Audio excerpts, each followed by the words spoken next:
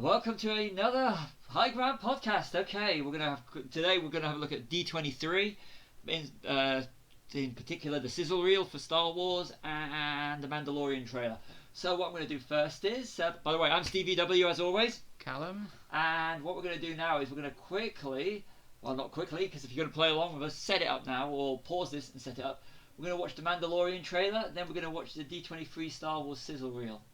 I like the term sizzle reel. It is kind of cool. Makes it sound like a barbecue. It's actually a trailer, but I don't know why they said sizzle reel. Sizzle reel to me would imply adverts. Behind, Not adverts. Why do you say adverts? Behind the scenes. Behind the scenes and the interviews. So it's a sort of trailer, I'd call it. It's a trailer. There's no sort of about it. It's a second Star Wars Rise of Skywalker trailer. So Mandalorian. If you want to play along with us, press play now. Okay, I do like the stormtroopers. Yeah, like the old. This is like in a new world. I think it's set between Jedi and. Yeah, it is. I thought it was prequel era originally, but. All I know about the Mando is he's played by the dude that's in Kingsman 2. Yeah, it's Oberyn Martell from Game of Thrones. If there's any Game of Thrones fans out there. Apollo Creed. Yeah. Apollo Creed. Who I always used to get mixed up with Billy D. Williams, so that's quite poetic. Billy D seems to be seen in 9. Oh, Angel from Deadpool, and Tonks, Harry Potter. I think we've got the chance for a really good sort of western here. Yeah. Like A New Hope sort of gave you the glimpse of on Tatooine. I heard IG-11 is voiced by Taika Waititi. Oh really? So that would be pretty cool. Yeah, that's cool. Very cool. Let's be honest. And during her Hall of Fame induction, Ming-Na Wen was announced as being in the Mando as well. Yeah, I saw that. Yeah, I was like, yes. Cool. I was like, I love Ming-Na Wen. I think she's absolutely fantastic. Big Agents of S.H.I.E.L.D. fan. The whole Carbonite thing. Yeah, I love it. Yeah. And a random Werner Herzog cameo as well. It's gonna be good. I mean, you got Taika Waititi, you got Bryce Dallas Howard, you got Dave Filoni, and of course my hero Jon Favreau, who's the showrunner, who's also directing episodes. But all the people I've mentioned are going to be directing episodes. Dave Filoni's like a new Star Wars hero as well. I mean, what he's done with the Clone Wars and Rebels is fantastic. You can still watch those shows again. And when the Clone Wars came out, it was kind of a God, Star Wars is actually good again. Wow, and it's on TV. You know, and I think keeping those people in that know what they're doing is important. I am going to watch these shows. Yeah, you need to. So definitely. when I get Disney Plus, when it launches in the UK, I will be watching all the animated stuff. I'll admit, I did buy the one of the episodes with Simon Pegg and Daniel Logan. Daniel Logan, because I just wanted to see Daniel Logan voicing Boba Fett again. That's a good Daniel episode. Logan's yeah, and having Simon Pegg in it. So Daniel Logan and Simon Pegg.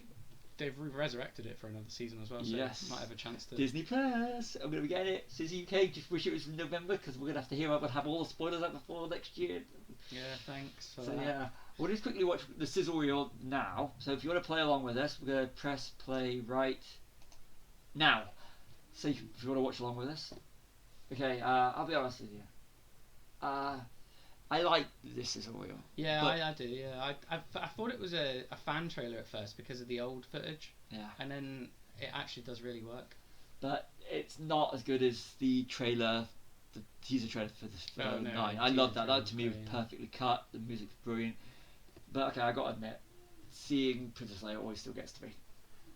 It's nice. And seeing Vader again as well. I love any frame that Darth Vader's on a screen on is just.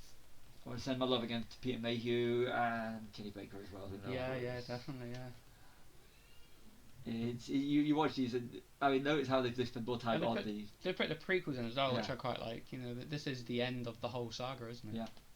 So it would be stupid not to put this in as well. And I like seeing clips of episode 2. I like episode 2. I'll be honest. Princess Leia again, of course.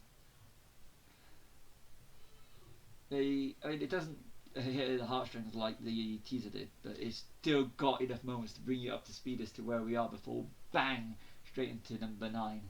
Yeah. I like the I think there's a bit in a minute where Vulcan? C-3PO's got red eyes. Yes. Yeah, and I was thinking, that looks pretty cool actually. There we go. I want to know what's happening there.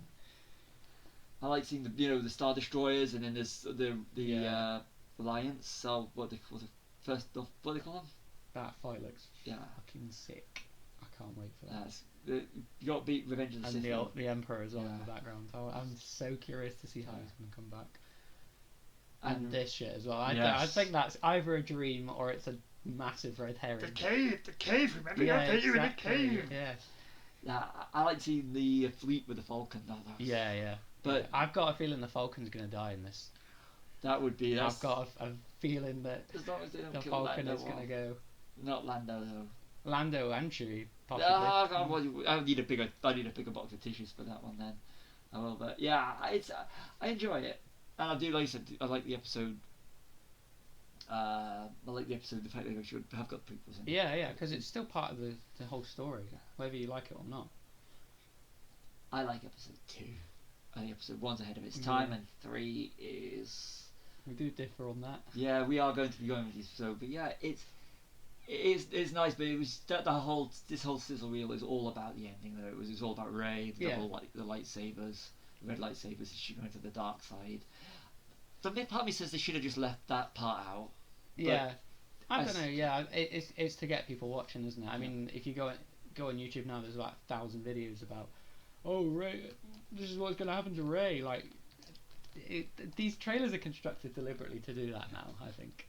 I've just got the trailer. Like, look at this. This is kind of like foreboding it because you got Darth Maul with his double-ended lightsaber. So when you see it, you've actually got the throwback to there at the start of the trailer. Puts it all in. And the Star Destroyers as well. Yeah. I think that new lightsaber looks pretty cool actually. The way it flips around, impractical maybe, but they even used shots from the trailers that weren't in the films as well. I like that. We could just literally sit here and watch these things. I saw this meme today about it's sort of like things to be doing. It was like things to be doing and rewatching the sizzle reel again. I'm like, yeah. I've watched it. Not as much as I've watched the teaser trailer for 9 because I think that's to be one of the most perfect trailers ever made. Yeah, and that's like, but that scene where Rey catches the lightsaber looks kind of Karate Kid-esque, doesn't it? Like the training, because the training's a big is a big part of like the Star Wars wax on wax off mythology. Yeah, like I mean, Yoda and Luke training is one of the most iconic things, isn't it? But you look at the bit where they got the waves crashing around. It's like the lava from episode 3, isn't that's it? True. Yeah, like never saw that. Yeah, I mean, or even on like a finger like bridge like they were in episode 3. I can't believe I didn't see that. I've only just seen it now, to be honest. Yeah. This is the planet that whatever Death Star has crashed on. Yeah. If you look there, and I saw this thing the other day. I think it was on Fan for Tracks or something. The bit on the poster looks like the terminal that ObiWan shuts down in the New Hope. Yes. Yeah. That looks like that they're actually standing on that. And actually, if you look at it, I think they borrowed it from another site or something, and then you look at it and it could be the. Well, I mean, people have been saying, well, Endor isn't a water planet, but Endor was the moon, not the actual planet, so it could be it's fallen onto the actual planet. You think about it, it would knock out the gravitational pull. Yeah, exactly. So change the environmentalisms. Yeah. If that's a word. But so that it's. I'm proper stoked. I can't wait for this. This got me going. This is going to be absolutely incredible. But I thought that after the teaser. Yeah. But for me, I'm now stuck in the position where episode 8 is kind of like, to me, episode 8 is the Dark Knight. Of Star Wars. It's like top episode 8 for me. But in a way, better because not everyone. I don't get me wrong. I love the Dark Knight trilogy, but what annoyed me about the Dark Knight was how much people jumped on the bandwagon who weren't Batman fans before and who just, it's all about Heath Ledger. Like, it's not like it's a shame that he died, obviously, because we never got to see any more roles that he could have taken. But I think that whole thing overshadows that film. Yeah. And it made me sort of go off it for a while because of the hype. and I mean, I like it now. Obviously, I can Yeah. go back and be like, but at the time, it really annoyed me because I think we went to see it, and you Yeah. said you got quite emotional at the interrogation scene, didn't you? That's pure acting. Yeah, That's I mean, not acting. That's pure emotion. That's what was great about that film. But then it just, everyone just saying, yeah, you know, I always knew he'd be a good Joker, and yeah, Batman's amazing. You know, 10 years ago you weren't saying that. Like, what pisses me off though is people that go on about Heath Ledger's performance and that. Yeah. He's only so good as those around him. Yeah, Christian Bale. He made that scene. Yeah. Christian Bale was as equally as talented. Intense, yeah. Yeah, but and people see one not the other. For me as well. Yeah. Like Gary Oldman's Gordon. Yeah, but yeah, you're right. I mean, yeah, like this. Star Wars with I wonder how many of these people that said, "Oh, I'm not going to see another Star Wars film after episode." Yeah, well, do you know what? Back? Make our life better and don't. Yeah. You know, I'm not really bothered. I don't really want to hear people's BS going. No. It's not my episode 9. It's not my Star Wars film. Let's redo it. Kathleen Kennedy this, Kathleen Kennedy that. You know, like Kathleen Kennedy. That's all that's wrong in your life. Yeah. Yeah. Oh, I envy you. I like Kathleen Kennedy. I do. Yeah. So. I didn't realise how long she'd been there. Like in the background, you know, with things like Indiana Jones, and is she married to Frank Marshall? Yeah. Yeah. And obviously like other Lucasfilm projects as well, but I mean, I don't know if she was there in the original trilogy, was she? Not to my knowledge. No. So might have been a Raiders. But they've already been. Come on, everything's connected. Steven Spielberg's never directed a Star Wars film. No, kind of. He's directed a scene, didn't he? Yeah, like he's never. He's never put his stamp on a full film. I'd love to see that actually. Yeah. There was like a theory that he kind of ghost directed Return of the Jedi, wasn't there? But yeah, no, I that's what I'd like to see now. All the guest directors, like up and coming and older, you know, starting to do the Star Wars films after this. You know, because this is Abrams, isn't it? Yeah. So he's already a familiar. So I mean, I'm not saying I don't like him. He's fantastic. What he's done with both Star franchises is amazing. But yeah, I'd like to see some like lower people. You know, not lower people, but people who you probably haven't heard of as much. Yeah. Cerebral directors. I'd love to see them do. They can do it, but then again, the problem with you can't be as risky with stars because you gotta have got the selection of fan base. It's too much to fuck with, isn't it? Yeah. Yeah. But whereas someone like Taika Waititi, they can get away with it. I'd love to see that. Yeah. Yeah, but Taika Waititi, if you look at what he did before Thor Ragnarok, you know, real small things to get him to do a boom. But could you imagine the outcry if you'd said What We Do in the Shadows and Hunt for the Wilder People is actually directing a Star Wars movie? Yeah, I mean, people have kicked off already because of the Benioff and Weiss Star Wars film, haven't they? The Game of Thrones showrunners. I mean, can't we just enjoy the films? Yeah, I know. I mean, as soon as I heard that, I immediately thought Knights of the Old Republic. Yeah. Like, let's have a medieval style Star Wars thing. But if it's not what the vocal minority want, we have to. Yeah. That's what I'm looking forward about. Going back to the Mandalorian. Yeah. That's what I'm looking forward to about the Mandalorian. They've got people like Bryce Dallas Howard. Come on, she's royalty. She's film royalty. She grew up in the business. Her dad's Ron Howard. Ron Howard's been with Lucasfilm. Yeah. I mean, he was trained by Roger Corman. This one was the first breakthrough director. He was in Happy Days, wasn't he? Yeah, he was in Happy Days, which only came to be because of the likes of American Graffiti, which he was in. Yeah. And so Bryce Dallas is part of that big... Carrie Fisher, really, isn't she? The Hollywood royalty style side of it. I mean, you only have to look at her and you know that's Ron Howard. Yeah. God, she's great in the Jurassic movies. Yeah, and she was probably the best thing about Spider-Man 3 as well. Yeah. Yes, definitely. I like her. In fact, she's actually got the reins of Star Wars film after her dad directed Solo. Yeah. She would, so I can't wait to see her episode. I can't wait to see Taker's. Ryan Johnson. Yeah. Yeah. I think Jon Favreau. I'm glad this is such a finally happening in a live Yeah. action Star Wars TV show. I mean, this could go in all different directions now, couldn't it? Oh yes. But the Mandalorian. thing we didn't think about mentioning is the new ObiWan as well. Oh yeah, because there's no. I'm so glad about that. I mean, I don't know if they've made it 100%, but I think it's gonna. It's happen. locked. Everything's locked. He was announced at D23, so Dude. Yeah. He's the only one who could do it. And he's the right age for the time period that it's supposed to be set after, which is perfect. So it could be just before New Hope, theoretically. The best, it will be, won't it? I mean, the 15 years. The best thing about the prequels is Ewan McGregor's performance. He's absolutely spot on in each stage of ObiWan. That's, if I was going to wind back the clock, I would imagine that's Alec Guinness in A Galaxy Far Far Away. He actually, as I said on one of the other podcasts, I actually did a bit of research for a project, and there's a bit towards the end of Revenge of the Sith. You were supposed to bring balance to the Force, don't leave it in darkness, destroy the Sith, not join them, you are my brother. Best acting in the film. Yeah, considering the Oscar nominated one is awful in it. Yeah. Natalie Portman, sorry. She got the Oscar. I can't believe she did for Black Swan. But it's just, you watch it, this terrible dialogue, but he just shine out.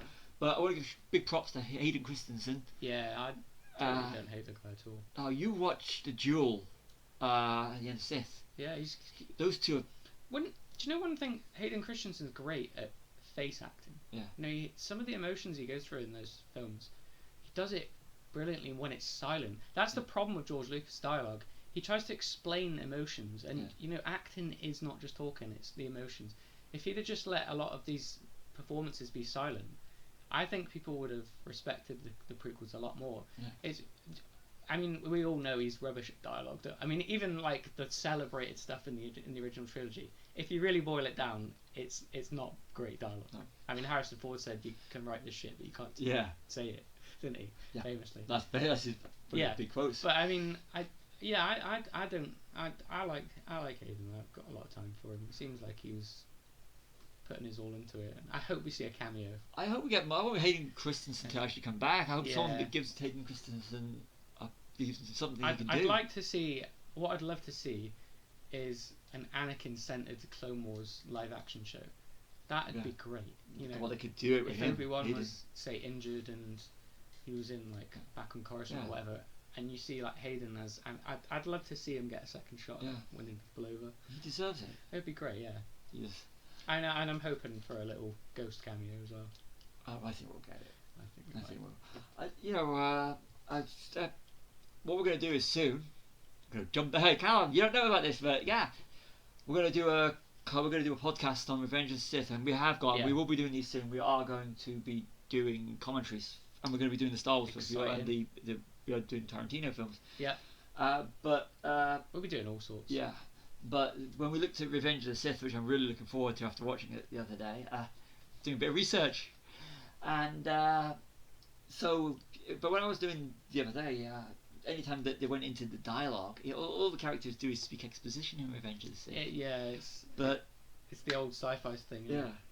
But if you look at Ewan McGregor, though. Yeah, he's the only one that sells it. Yeah. I suppose Frank Oz as well as Yoda, but everyone else just seems. Oh, and I can't go without saying Ian McDiarmid isn't great. As over the top as he is, I absolutely love his Palpatine. His fate would be the same as ours. Yeah, there's no one. Like, if you ever recast Palpatine, I'd be annoyed. Oh, sorry, I'm gonna go to my notes. I made some notes the other day, but the bit where Anakin's becoming Darth Vader. Yeah. And it sounded. Way the Emperor picks it out of the air sounds like something from Animal House. Yeah. This day forth you'll be known as Darth Loud. Yeah, hang on a minute. Just think of a name. But I mean, but that whole scene was great to watch in a theatre because everyone was silent. I feel the Force flowing through you. And the end as well, when before the first breath in the mask, just the whole thing just went silent, and it was fantastic. Theoretically, we could have an Ian McDiarmid cameo in the Obi-Wan series. Yeah. Because look at the other times, Lord Vader, Lord of the just don't back off to Mustafar. Yeah. Find something to do on that. I'm just going to put you away. Back to your castle in the middle of a lava flame. I put you there to remind you of your failure. Yeah. That's a terrible... That's such a fucking Palpatine thing to do, isn't it? Yeah. This is where you messed up. Live there. Learn from your mistakes, young Skywalker. I mean Vader. No, but you look at the scene in Revenge of the Sith. where Obi-Wan's fighting. Anakin. Oh wow. No. Oh, General Grievous. General Grievous. Yeah. Well, hello there. And it's his face. His and it's face the callback to and the beard and the especially in episode 3, he's a dead ringer for Anakin. And he's loving what he's doing. You can see it on his face. Like, this is and it is good. And he's enjoying it. It's just there's certain things in Star Wars that you can never get rid of because they're traditions. You know, like I've got a bad feeling about this. And yeah, it is that, isn't it? Yeah. Sorry. And I think like having. This is where the fun begins. Yeah. You know, I love that. Lines like that, and there's certain inviolable changes you can never make. Yeah. I think. If they can imagine the outcry, the fanboy outcry, if someone else had been cast as Obi-Wan. Yeah. We're like, no. But there's no need to, you know, because we've all been thinking in the background. Yeah. We want. I mean, the original idea was one of the stories films was going to be an Obi-Wan film, wasn't it? So we were all waiting for it anyway. That was cut short because of people not going to see Solo. Because of selfish people, yeah. I mean, I hope they still carry on with the stories. Yeah, so do I. You know, it annoyed me when people go, they go, I'm not going to see it because I didn't like episode 8. Yeah. Then when it comes on download, streaming, DVD, Blu-ray, people go, I really enjoyed Solo. Yeah. I've had so many people say that to me. At the time when it came out, they were like, oh no, Solo looks rubbish. It looks so cheesy. And then when it came out and they saw it, they're like, do you know what? It's actually pretty good. And I thought, well, you killed it by doing that. Exactly. So what was your big favourite announcement of all of these? The Obi-Wan Kenobi, Ewan McGregor, the sizzle reel, or the Mandalorian? Obi-Wan, I think. I can't wait to see just even a few seconds of footage from that. It's the Mandalorian. Yeah. I mean, do you know the tone for Obi-Wan I want them to go with is, if you've all seen Rebels, I know you haven't, Steve, but you know about there's a scene where Darth Maul goes back to Tatooine and fights old Obi-Wan, and that's the tone I want. Like that fight lasts a couple of seconds, and loads of people were annoyed about this. They were expecting a jumping around thing, and it isn't about that. You know, like it was these two old warriors saying, you know, one of us is walking away from this and one isn't, and that's the tone I want from it. Like the Western, I think I want the Western thing to come back in Star Wars. I think I've always wanted to see a Star Wars Western. And Solo got close to that. Yeah. You know, it was kind of like a Good, the Bad, and the Ugly heist. It was a Star Wars heist movie, wasn't it? As well as so was Rogue One, strangely. But I want that sort of excitement back, and I think Obi-Wan's going to deliver that. Because Star Wars is, when I was a kid, it was all for me. Star Wars is always fun. Yeah. But the older you get, you actually look at it, it's got more to say. Yeah. So it kind of like, I loved Solo because it was a fun movie. Yeah. And that's the thing that has been missing. That was missing from the prequels a little bit. Yeah. Because I think it was trying to be too serious at some points, and then that inadvertently made it silly. You know, with the dialogue and it was very downbeat. Yeah. And I think seeing when episode 7 came out, it was the right way to go. That was fun as well. There wasn't a minute of that was wasted on where you were going, I'm a bit bored with this film. There was always like A New Hope. There's always something going on. Like it's like you said, there's not really much plot in A New Hope, but the way it drives, it's the old way of Star Wars where it's like there's nothing not going on the screen, and the prequels kind of there was too much of nothing going on at some points. I think what's with episode 4 is, and I watch episode 4 and I look for something that I don't like. Hard. It's hard. It's not a perfect movie, but it's a perfect shot for a film that you could literally scour the internet or scour films and literally pick out homages. Oh, everywhere. And you could literally piece together Star Wars because every shot, every scene has been parodied or homaged. You know that was a film that he was literally planning to the second. Yeah. You know, and I feel like that's what Disney have kind of brought back with the new trilogy, caring about every single frame of the film, and especially with episode 8. I mean, again, like not a perfect film at all by any means. I mean, like, there's some parts of it that I couldn't get on with, but more pacing than actual like the stupid concerns that people came up with, like Leia flying. It was things like the canto bite sequence. I felt, you know, that was like an intrusion upon the pace of the film, and the whole Admiral Holdo thing. Like, you know, why didn't you just tell them? Yeah. But that doesn't take away from me anything in the film. Like, it's not a film breaking device like everyone else makes out. I think it's just, again, it's like the MCU. They just go with it and they carry on. We, if people didn't like this, sorry, but we'll do it this time. We'll do it again this time differently. And that's the way you got to go. Not stop filmmaking, stop making it where someone complained. It's just pander to the fanboys. Yeah, it's just the society we live in is just built around complaining. I think, isn't it? Yeah. The internet's made a democracy out of complaining. Everyone's a critic now because it's free. I was trying to remember the quote from Jane Silent Bob Strikes Back. This is the internet, and all people want to do is bitch off about films and films they say they don't like. 2001, so they were way ahead of that. Films they don't like and actors they say they don't care about. They seem to know everything of. Yeah, exactly. So we are in disagreement again. We've got ObiWan on one side and the Mando on the other. Yeah. So what I love about doing these podcasts. I mean, don't get me wrong. I do want to see the Mando. Looks fucking great, but I love Ewan McGregor. Come on. Yeah. Moulin Rouge. If you're just into watching films that are Star Wars related, Moulin Rouge. I still haven't seen it. You're gonna have to come round and watch Moulin Rouge. We'll do it soon. I think we can do a podcast, a not so geeky podcast, probably won't, but Moulin Rouge. So, again, as always, I'm Stevie W. I'm Callum. And that's our roundup of the D23 Star Wars biggies. Cheers. See you later.